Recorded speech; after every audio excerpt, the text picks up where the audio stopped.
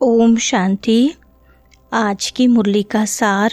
मीठे बच्चे, अपने ऊपर आपे ही रहम करो। बाप जो श्रीमत देते हैं उस पर चलते रहो।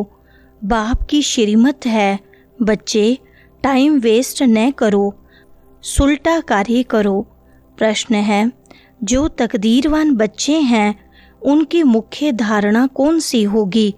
उत्तर है, तकदीरवान बच्चे सवेरे सवेरे उठकर बाप को बहुत प्यार से याद करेंगे, बाबा से मीठी मीठी बातें करेंगे, कभी भी अपने ऊपर बेरहमी नहीं करेंगे। वह पास विद ओनर होने का पुरुषार्थ कर स्वयं को राजाई के लायक बनाएंगे। सुनते हैं मुख्य पॉइंट्स। पहली पॉइंट, बेहद का बाप है और हमको बेहद का सुख देने के लिए श्रीमत दे रहे हैं। उनके लिए गाया ही जाता है रहम दिल लिबरेटर। बहुत महिमा करते हैं। बाप कहते हैं सिर्फ महिमा की भी बात नहीं, बाप का तो फर्ज है बच्चों को मत देना। ऊंचते ऊंच बाप है तो जरूर उनकी मत भी ऊंचते ऊंच होगी। मत लेने वाली आत्मा है, अच्छा व बुरा काम आत्मा ही करती है। इस समय दुनिया को मिलती है रावण की मत, तुम बच्चों को मिलती है राम की मत।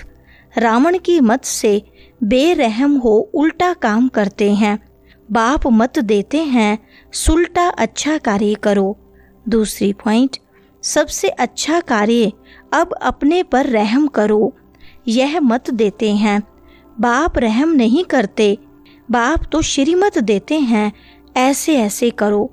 अगर उनकी मत पर नहीं चलते हैं तो अपने ऊपर बेरहम होते हैं। बाप श्रीमत देते हैं कि बच्चे टाइम वेस्ट मत करो, शरीर निर्वाह अर्थ धंधा आदि भल करो, फिर भी टाइम निकाल युक्ति रचो।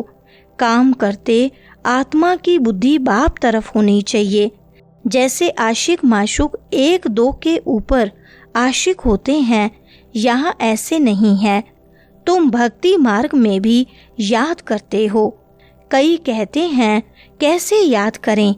तीसरी पॉइंट, भक्ति मार्ग में तो गाया जाता है कि परमात्मा नाम रूप से न्यारा है, परंतु ऐसे नहीं है। कहते भी हैं भ्रुकुटी के बीच में आत्मा स्टार मिसल है। फिर क्यों कहते हैं कि आत्मा क्या है, उनको देख नहीं सकते? वह तो है ही जानने की चीज। आत्मा को जाना जाता है, परमात्मा को भी जाना जाता है। वह अति सूक्ष्म चीज है, फायर फ्लाई से भी महीन है। शरीर से कैसे निकल जाती पता भी नहीं पड़ता। आत्मा है, साक्षात्कार होता है। आत्मा का दीदार हुआ सो क्या? चौथी पॉइंट, आत्मा को सुप्रीम तब कहा जाए जब जन्म मरण रहित हो। बाकी मुक्ति धाम में तो सबको पवित्र होकर जाना है। उनमें भी नंबरवार हैं, जिनका हीरो हीरोइन का पार्ट है। आत्माएं नंबरवार तो है ना।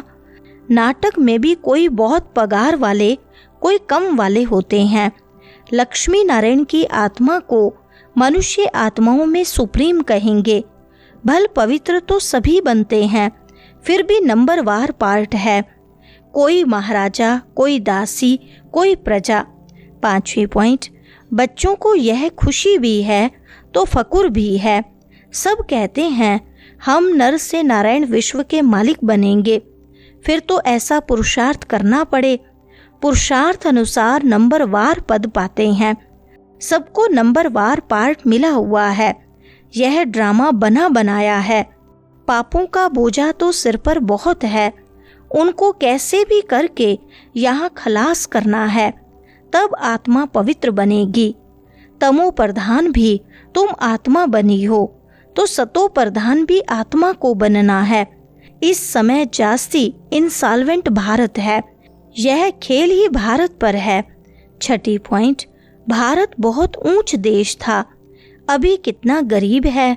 गरीब को ही सब मदद देते हैं, हर बात की भीख मांगते ही रहते हैं। आगे तो बहुत अनाज यहाँ से जाता था, अभी गरीब बने हैं तो फिर रिटर्न सर्विस हो रही है।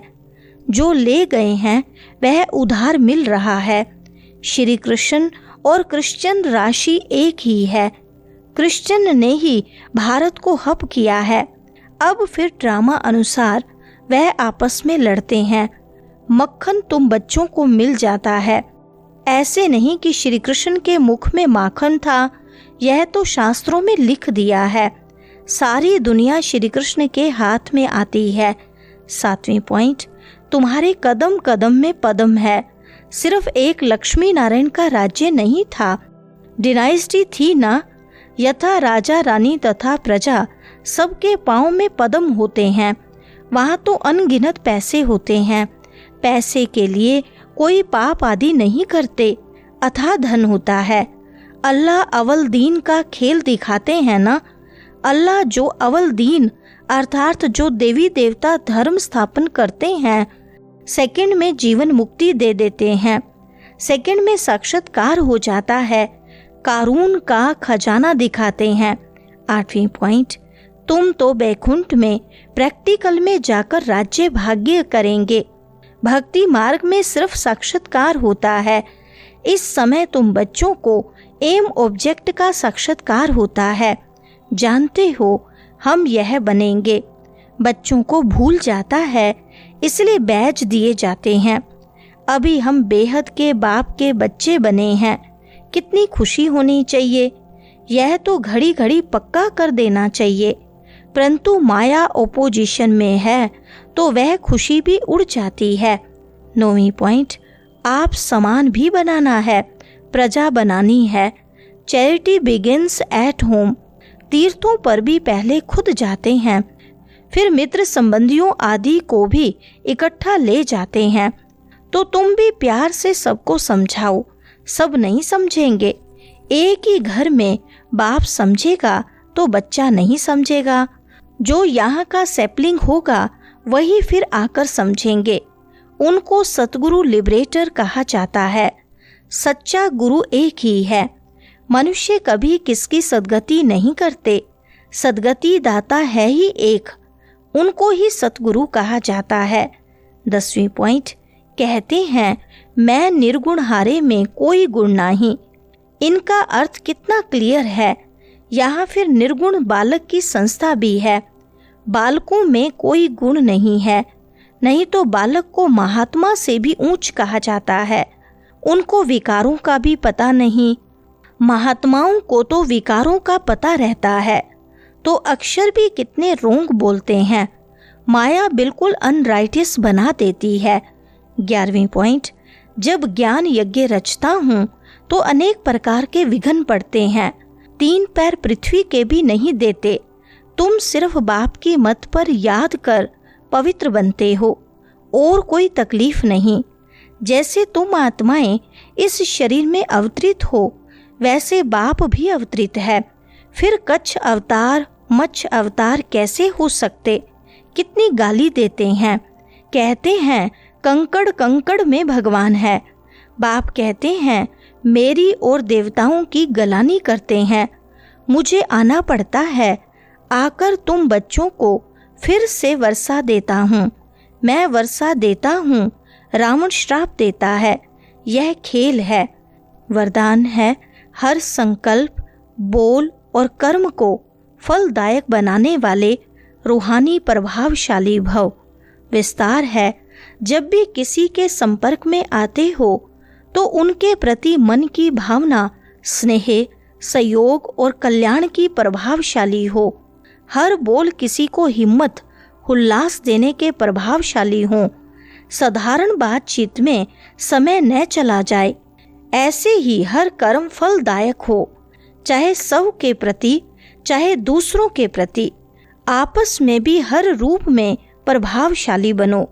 सेवा में रूहानी प्रभावशाली बनो, तब बाप को प्रत्यक्ष करने के निमित्त बन सकेंगे।